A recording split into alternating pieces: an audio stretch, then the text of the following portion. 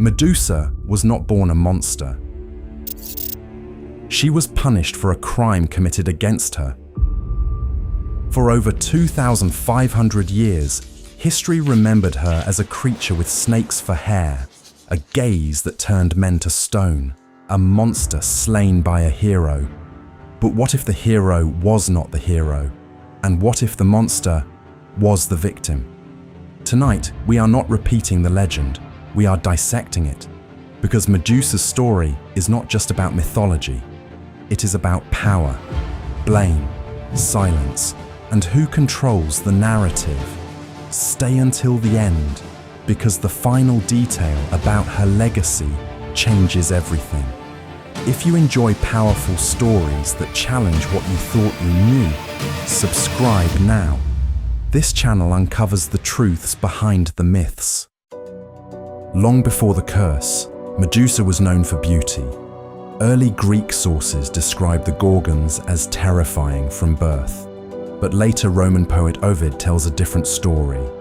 A story where Medusa was once human, radiant, golden-haired, calm-eyed, admired. She had two sisters, Stheno and Euryale. Together they were called the Gorgons. But there was one crucial difference. Her sisters were immortal. Medusa was mortal. She could bleed. She could die. In Ovid's version, she served as a priestess of Athena, a sacred position, strict vows of purity, total devotion. The temple was meant to be a place of safety, of protection, of divine order. Medusa followed every rule. She had done nothing wrong. And that is what makes what happened next so disturbing. The Greek gods were powerful, but they were not moral.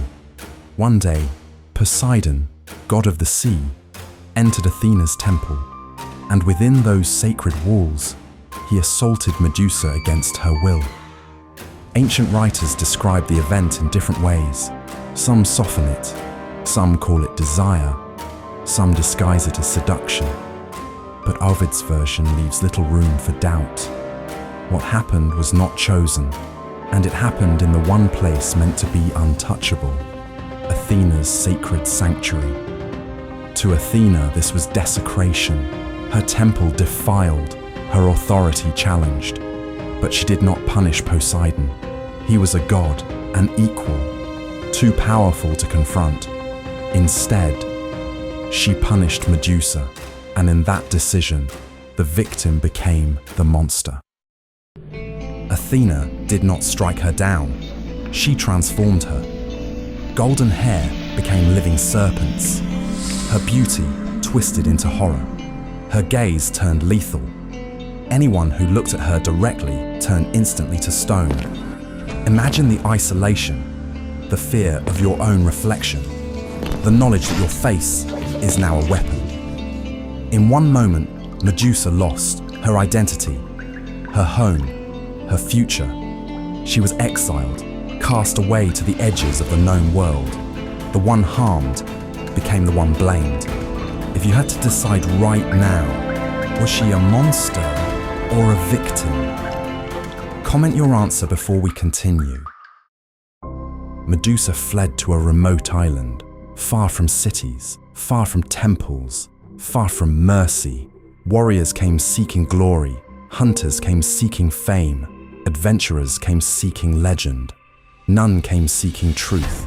Every statue outside her cave was once a living person, frozen mid-step, mid-scream, mid-attack. Did she hunt them or defend herself? Myth does not say, because myth was written by those who survived. Over time, her name became a warning. Parents frightened children with it. Soldiers whispered it before battle. And repetition turned tragedy into terror. The world no longer remembered how she became a monster, only that she was one. Enter Perseus. Polydectes, king of Seriphos, wanted him gone, so he gave him an impossible command: bring back the head of Medusa. It was never meant to succeed. It was meant to kill him, because legends require monsters, and heroes are built from surviving them. Before he could reach her, Perseus sought out the Grey, 3 ancient sisters who shared a single eye and a single tooth. He stole the eye and refused to return it until they revealed the hidden path to the nymphs. Not bravery, strategy. The nymphs armed him carefully. Winged sandals to outrun danger, a dark pouch, the cabesus, to carry what no mortal could survive, and the helm of Hades, a relic of the underworld that rendered its wearer invisible. Hermes gave him a curved blade. Athena placed a polished shield in his hand, bright enough to reflect like glass.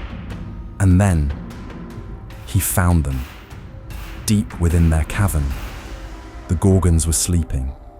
Medusa lay among her immortal sisters, Stheno and EXILE, all 3 at rest, no battle, no warning.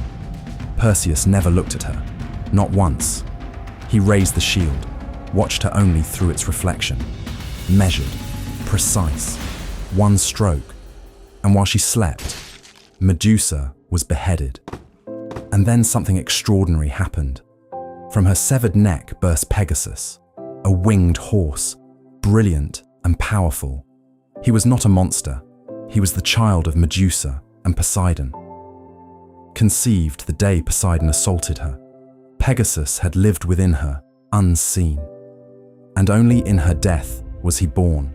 Alongside him emerged Chrysaor, a warrior said to bear a golden blade, life rising from violence, beauty emerging from blood. Her sisters awoke in fury. Stheno and EXILE screamed, their cries shaking the cavern. They searched for the killer, but Perseus was already gone, invisible beneath Hades' helm, lifted by winged sandals, guided by the gods, untouched, victorious. History would celebrate him as a hero. Few would question why the monster was never allowed to wake. From her fallen body, divine power lingered. Ancient traditions say Medusa's blood carried 2 forces. From one side flowed a venom so lethal it could end life instantly. From the other flowed a substance said to heal, to restore, even to resurrect. Destruction and salvation, both within her. Even in death, she was not simple. Perseus did not discard her head. He used it. He turned it into a weapon. When enemies threatened him, he revealed it. Warriors hardened mid-charge. Armies collapsed without a single clash of steel. Stone replaced flesh. Silence replaced battle. Medusa continued to conquer, even after she was gone. Eventually, Perseus returned the head to Athena, and the goddess did something unexpected. She placed it upon her shield, the Gorgoneum. The face once feared became a symbol of protection. Across the ancient Greek world, her image appeared on temples, armor, doorways, and shields, not as a curse, but as a guardian. The monster became a defense. The terror became protection, and the face that once turned men to stone was now meant to keep evil away. Medusa was not born a monster. She was made into one, not by darkness, but by power. Her gaze may not turn us to stone because of magic.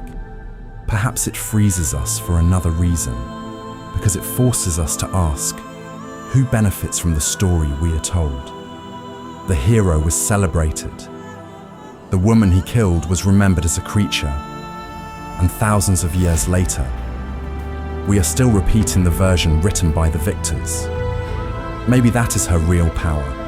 Not the snakes, not the stone, but the doubt she leaves behind. Stories survive because we repeat them. So if this story made you question what you've been told, share it. Let others see the version history tried to bury, and subscribe. Because some legends were never meant to be accepted quietly.